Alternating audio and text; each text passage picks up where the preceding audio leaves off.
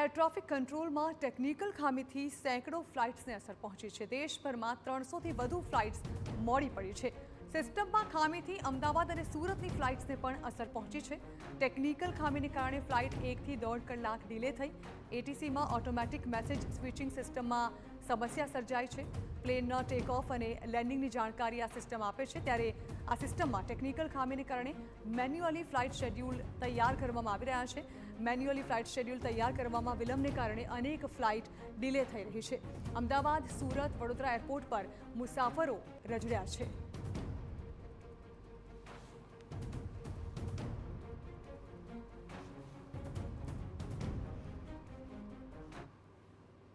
Traffic control યુનિટમાં technical ખામી સર્જાવાના કારણે દેશભરમાં 300થી વધુ ફ્લાઇટ્સ છે તેના સંચાલનમાં તેની અસર થઈ છે। આપ સીધા જ દ્રશ્ય જોઈ રહ્યા છો અમદાવાદ એરપોર્ટ ખાતેથી કે જ્યાં આગળ લગભગ 6 થી વધુ ફ્લાઇટ છે તે ડિલે ચાલી રહી છે। લગભગ 1 થી 1.5 કલાકનું ડિલે છે તે અમદાવાદ એરપોર્ટ ઉપર ચાલી રહ્યું છે। આ સિવાય વાત કરવામાં આવે તો જયપુર એરપોર્ટ છે તે પણ ખૂબ મહત્વનું પ્રભાવિત થયું છે તે પ્રકારની જાણકારી છે તે સૂત્રો તરફથી મળી રહી છે। તેને બાદ કરતા અમદાવાદ એરપોર્ટ ઓથોરિટી સાથે વાત કરવામાં આવી ત્યારે સૂત્રો દ્વારા તેમનું કહેવું છે કે અત્યાર સુધી જે સંચાલન છે તે વ્યવસ્થિત રીતે ચાલી રહ્યું છે।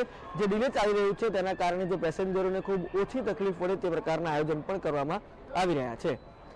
કેમેરા પર્સન અરવિંદ સોલંકી સાથે રોનક વર્મા, TV9 અમદાવાદ। થતાં મુસાફરોને સૌથી મોટી મુશ્કેલી સહન કરવાનો વારો આવ્યો છે। સિસ્ટમમાં ફ્લાઇટ જે છે તે મોડી હોવાને કારણે મેન્યુઅલી તેને સેટ કરવી પડી રહી છે તેના ટાઈમિંગ, અને તેને કારણે હાલ મુસાફરો 1.5 કલાક સુધી રાહ જોઈ રહ્યા છે।